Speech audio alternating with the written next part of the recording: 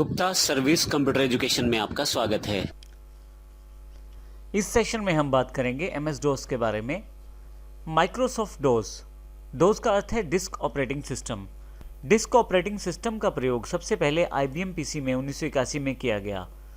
MS डोस की खास बात यह है कि इसमें किसी तरह का माउस, किसी तरह के विंडोज़ बॉक्सेस या किसी तरह की मेन्यू या टैब्स अवेलेबल नहीं होते, अर्थात किसी भी तरह का ग्राफिकल एलिमेंट नहीं होता, परंतु फिर भी ये बहुत ही यूज़फुल रहता है।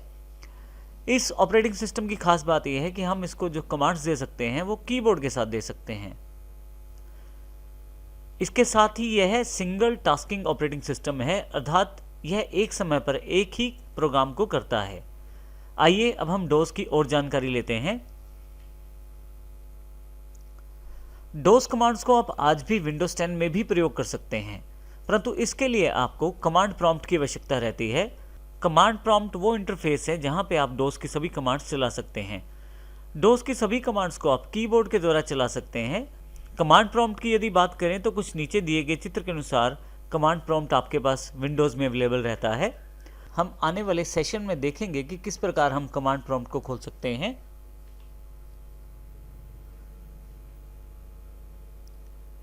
यदि आप ध्यान दें कमांड प्रॉम्प्ट में तो कुछ इस प्रकार लिखा हुआ है C:/users/desktop और उसके बाद कमांड प्रॉम्प्ट का साइन। अब यहाँ पे यदि हम इसको थोड़ा सा बांट के देखें, C जो लेटर है वो हमारी C ड्राइव का लेटर है। इसी के साथ यूज़र्स की जो बात की जा रही है स्लैश के बाद, यूज़र्स असल में हमारे पास एक फ़ोल्डर है और इसी तरह से डेस्कटॉप भी एक फ़ोल्डर है जो यूज़र्स फ़ोल्डर के अंतर्गत बना हुआ है। यहाँ हम इस एग्जाम्पल को अच्छी तरह से समझ सकते हैं। नीचे दिया गया स्ट्रक्चर विंडोज़ के स्ट्रक्चर को फॉलो करता है, जबकि ऊपर वाला एमएस डोस या कमांड प्रॉम्प्ट वाले स्ट्रक्चर को। नीचे वाले चित्र में मैं C ड्राइव के अंतर्गत यूज़र्स फोल्डर को देख सकता हूँ, तो ये यही फोल्डर है जो C यूज़र्स के नाम से मेरे पास ऊपर दिखाया जा रहा है। इसी तरह से यूज़र्स का यदि फोल्डर खोलता हूँ तो उसके अंतर्गत एक डेस्कटॉप का फोल्डर अवेलेबल रहता है। ये यही डेस्कटॉप है जो यूज़र्स के अंतर्गत है। अगर मैं विंडोज़ में बने हुए फाइल एक्सप्लोरर के सबसे ऊपर वाले एड्रेस बार पे क्लिक कर दूं तो कुछ इस प्रकार की मेरे पास जानकारी अवेलेबल हो जाएगी। आप देखेंगे ये बिल्कुल इसी तरह से है जिस प्रकार से कमांड प्रॉम्प्ट की जानकारी है, C:/users और डेस्कटॉप। इसका अर्थ ये हुआ कि बेसिकली हम काम चाहे कमांड प्रॉम्प्ट में करें या डायरेक्टली विंडोज़ वाले ऑपरेटिंग सिस्टम में, हमारे पास जो फाइल्स फोल्डर का स्ट्रक्चर है वो वैसा ही रहने वाला है। यहाँ पे थोड़ा सा फ़र्क सिर्फ नाम का है। जिसको हम विंडोज़ में फोल्डर कहते हैं उसी को कमांड प्रॉम्प्ट में डायरेक्टरीज कहा जाता है। आप देखें बिल्कुल उसी स्ट्रक्चर को फॉलो किया गया है जो विंडोज़ का बेसिक स्ट्रक्चर है फाइल्स और फोल्डर्स का। आइए अब हम इस सेशन में देखेंगे कि किस प्रकार आप डोस की कमांड्स को कमांड प्रॉम्प्ट की सहायता से विंडोज़ ऑपरेटिंग सिस्टम में भी चला सकते हैं। एमएस डोस की कमांड्स को चलाने के लिए आपको कमांड प्रॉम्प्ट की आवश्यकता होती है। आइए अब हम ये देखते हैं कि किस प्रकार आप कमांड प्रॉम्प्ट को खोल सकते हैं और उसमें कार्य कर सकते हैं। सबसे पहले आप स्टार्ट पे क्लिक करें, ऑल ऐप्स। यहाँ से W वाले सेशन के अंतर्गत आप विंडोज सिस्टम पे आ जाएं। यहाँ आपके पास कमांड प्रॉम्प्ट अवेलेबल है। मैं यहाँ क्लिक कर लेता हूँ इसे, तो आप देखेंगे कि मेरे पास कमांड प्रॉम्प्ट अवेलेबल हो गया है। आप इसको search the web and Windows वाले टेक्स्ट बॉक्स से भी खोज सकते हैं। इसके लिए मैं इसे यहाँ से क्लोज कर देता हूँ। यहाँ पर मैं टाइप कर देता हूँ कमांड। अभी मेरी कमांड पूरी नहीं हुई है, लेकिन बेस्ट मैच में मेरे पास कमांड प्रॉम्प्ट अवेलेबल हो गया है एक डेस्कटॉप ऐप के रिजल्ट के रूप में। मैं यहाँ इसे क्लिक कर देता हूँ। आप देखेंगे कि आपके पास कमांड प्रॉम्प्ट जो है वो अवेलेबल हो गया है। आइए अब हम देखते हैं कि किस प्रकार इस कमांड प्रॉम्प्ट से हम डोस की कमांड्स को रन कर सकते हैं और किस प्रकार इसका प्रयोग कर सकते हैं। सबसे पहले हम ये देखते हैं कि विंडोज़ के फोल्डर अर्थात डोस की डायरेक्टरीज में कैसे हम आ या जा सकते हैं, अर्थात किस प्रकार हम डायरेक्टरी चेंज कर सकते हैं। देखिए सबसे पहले यहाँ पे C में मैं C ड्राइव में हूँ यूज़र्स फोल्डर के अंतर्गत, और बेस्टो आगे मेरे पास एक और फोल्डर है जो यूज़र्स का फोल्डर है। देखिए यहाँ पे मैं C ड्राइव के अंतर्गत यूज़र्स के अंतर्गत बेस्टो यूज़र के अंतर्गत काम कर रहा हूँ। यहाँ छोटा सा एक प्रॉम्प्ट है, तो यहाँ पे आप कीबोर्ड से टाइप कर सकते हैं सभी कमांड्स को। आइए सबसे पहले हम ये देखते हैं कि किस प्रकार हम एक ड्राइव से दूसरी ड्राइव पर जा सकते हैं।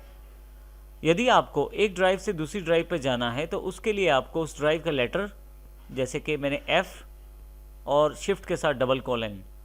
अब यदि मैं एंटर कर देता हूं तो आप देखेंगे कि यहाँ पे सी ड्राइव से निकल के मैं एफ ड्राइव में शिफ्ट कर चुका हूँ। फिर से यदि सी पे जाना है तो सी डबल कॉलन और एंटर।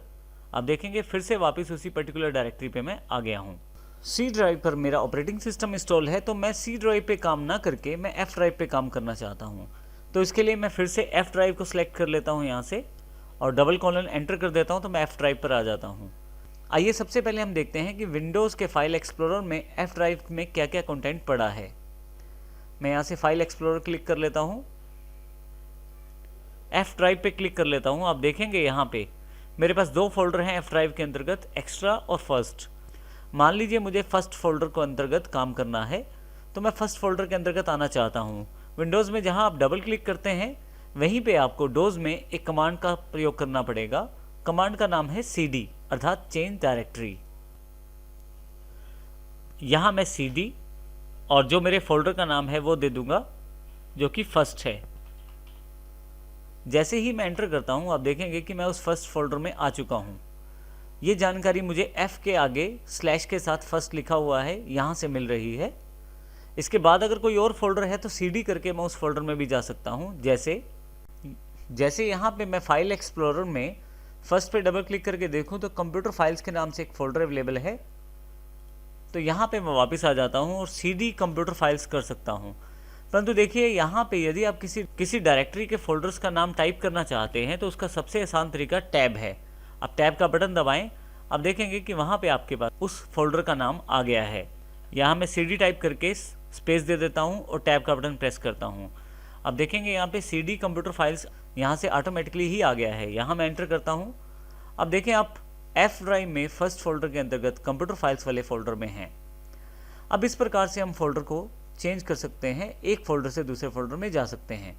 ये बात सिर्फ आगे जाने की है। यदि आप उस फोल्डर से बाहर निकलना चाहते हैं अर्थात फिर से फर्स्ट फोल्डर में आना चाहते हैं, तो उसके लिए आपके पास कमांड है cd डॉट। cd डॉट का यूज़ करके मैं एक स्टेप बैक अर्थात एक लेवल ऊपर आ जाऊंगा। जैसे ही मैं एंटर करता हूं आप देखेंगे कि मैं फर्स्ट में वापस आ गया हूं। फिर से उसी फोल्डर में जाने के लिए फिर से CD और मैं टैब प्रेस करके उस फोल्डर के नाम का प्रयोग कर लेता हूं, एंटर करता हूं तो देखिए फिर से उस पर्टिकुलर फोल्डर में मैं आ चुका हूं। cd डॉट करके आप एक स्टेप पिछले वाले फोल्डर में जा सकते हैं, लेकिन यदि CD स्लैश करें तो आप डायरेक्टली रूट डायरेक्टरी पे जा सकते हैं। देखें कुछ ऐसे, मैं डायरेक्टली F ड्राइव पे वापस आ गया हूं। मुझे step by step directory by directory वापस आने की जरूरत नहीं है। CD स्लैश से डायरेक्टली मैं रूट डायरेक्टरी पे वापस आ सकता हूं। यहाँ पे रूट डायरेक्टरी मेरे पास F ड्राइव है। इस प्रकार मैं CD और CD स्लैश कमांड का प्रयोग कर सकता हूँ। इसके अतिरिक्त मैं यहाँ एक इम्पोर्टेंट बात शेयर करना चाहता हूँ। आपको किसी भी कमांड के साथ काफ़ी सारे ऑप्शंस मिलते हैं डोस में। सभी ऑप्शन जानने के लिए आपके पास सबसे अच्छा तरीका है उस कमांड की हेल्प को प्रयोग करना।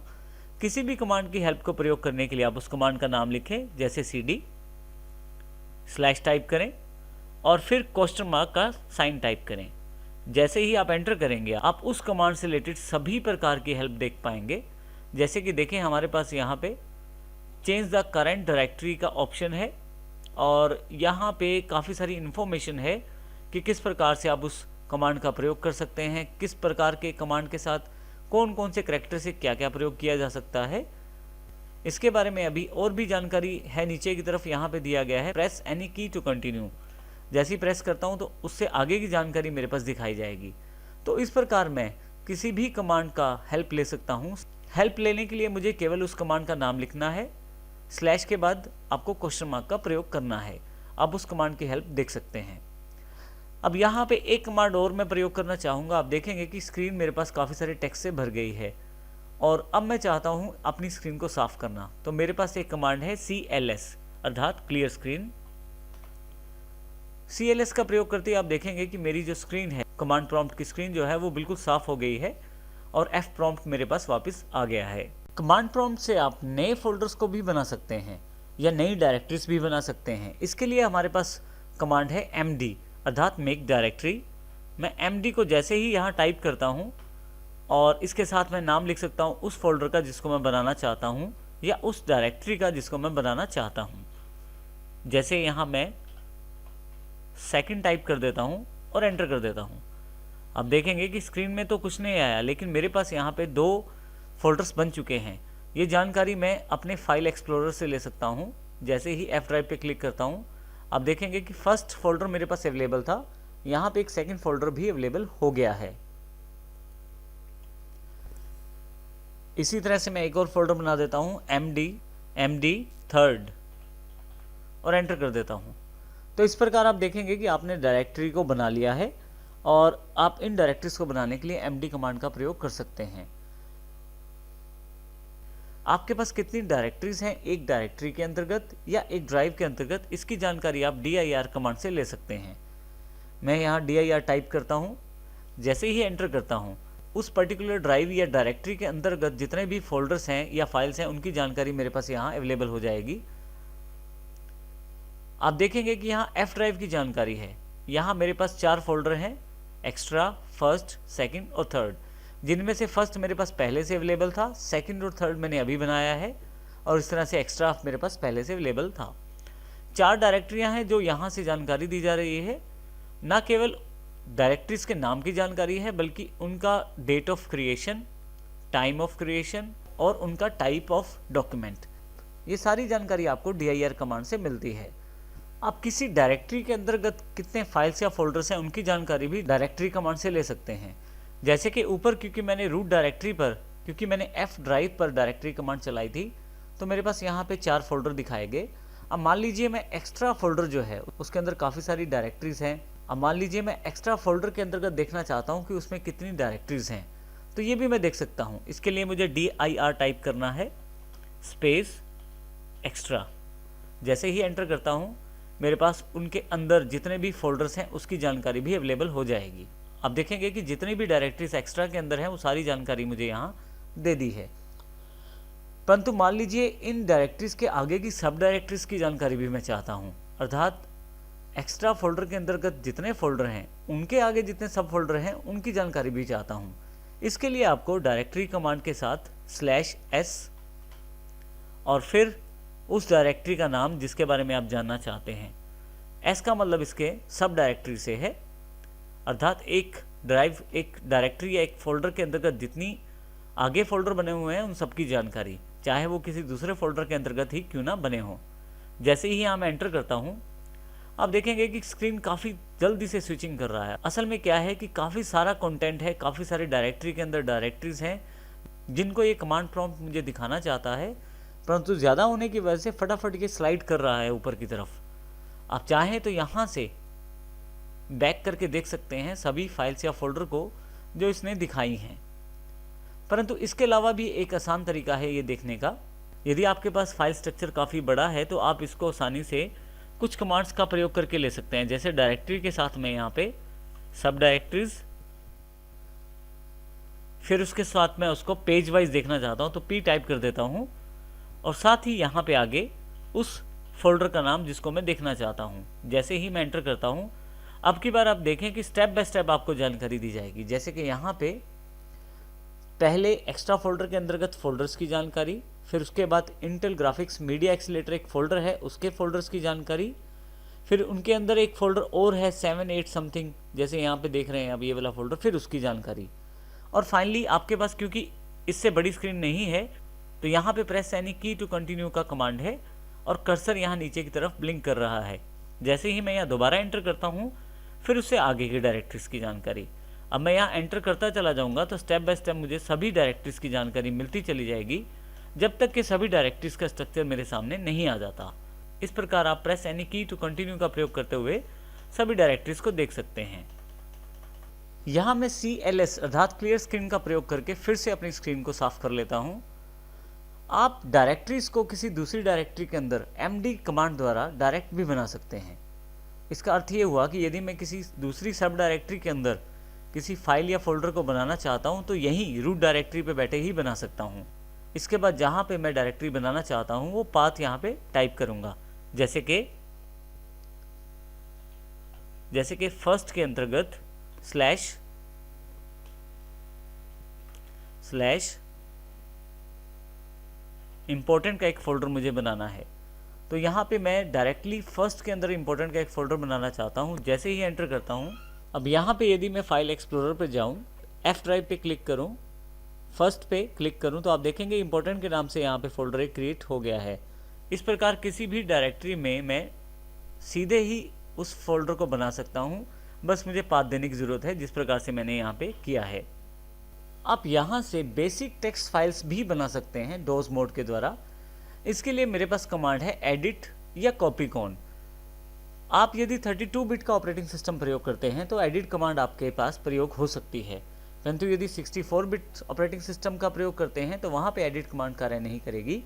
जैसे कि यहाँ पे मैं एडिट कमांड टाइप करना शुरू करता हूँ और उस फाइल का नाम देना चाहता हूँ जिस फाइल को मैं बनाना चाहता हूँ। मैं यहाँ पे myfile.txt कर देता हूँ, एंटर करता हूँ, लेकिन एडिट कमांड अवेलेबल नहीं है, उसकी जानकारी यहाँ आपके स्क्रीन पे है।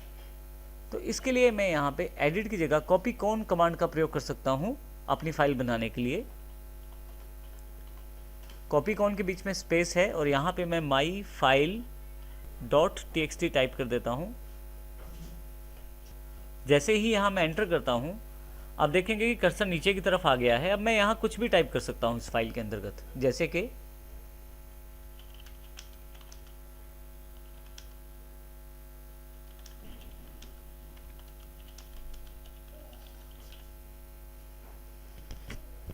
फाइनली इस फाइल को यदि मैं क्लोज करना चाहता हूँ तो पहले एंटर और फिर कंट्रोल Z मुझे देना पड़ेगा और एंटर प्रेस करना पड़ेगा। आप देखेंगे कि ये जो फाइल है ये क्लोज हो गई है। कॉपीकॉन से इस तरह से आप फाइल बना सकते हैं। अगर मैं यहाँ फाइल एक्सप्लोरर में जाऊँ, F ड्राइव पे क्लिक करूँ, तो आप देखेंगे कि माई फाइल यहाँ पे अवेलेबल है। डबल क्लिक करूँगा इस फाइल पे तो मेरे पास ये फाइल का कंटेंट यहाँ अवेलेबल हो जाएगा। क्योंकि फाइल का टाइप टेक्स्ट है तो यहाँ पे नोटपैड के द्वारा विंडोज़ को उस फाइल को ओपन किया गया है। मैं यहाँ से इसे क्लोज कर देता हूँ, फिर से कमांड प्रॉम्प्ट पे वापस जाता हूँ। मैं यहाँ भी इस कमांड को खोल सकता हूँ। इसके लिए मुझे यहाँ पे टाइप और फिर इस फाइल का नाम लिखना है